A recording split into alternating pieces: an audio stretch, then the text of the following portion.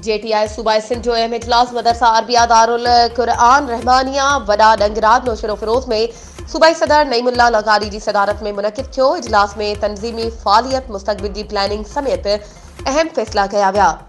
सिंध के नौजवान नस्ल में वधंदड़ बेराह रवी अलहाद ते सख्त तफ्तीश जो इज़हार किया वियो।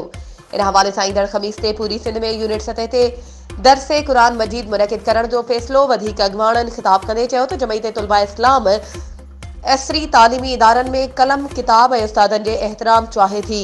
वधीक उन्हनि चयो त जेटीआई वतन अज़ीज़ पाकिस्तान में निज़ाम मुस्तफ़ा सल्लल्लाहु अलैहि वसल्लम जे निफ़ाज़ जे लाइ पंहिंजी जिदोजहद जारी रखंदी ऐं नई नस्ल के इस्लामी तालीमात ऐं इस्लामी तहज़ीब सां रोशनास कराइण जे लाइ कंहिं बि क़ुर्बानी खां दरीक़ न कबो। वधीक उन्हनि चयो त ॾींहुं राति जिदोजहद करे जेटीआई जे पैगाम के आम करण जे लाइ नौजवाननि जी सलाहियतुनि खे उजागर कयो वेंदो। सूबाई जॉइंट सेक्रेटरी शफीकुर रहमान डंगराज तरफ़ां सूबाई आमला जे उहिदेदारनि जे मान में अशाइयो ॾिनो वियो। इजलास में सैयद ज़ाहिद शाह हाशमी, सईदुर रहमान करनी, उसामा महमूद हालेजवी, नूरुल हक लाशारी, शफीकुर रहमान डंगराज, राशिद महमूद कावड़, मोहकमुद्दीन ब्रोही ऐं ॿियनि शिरकत कई।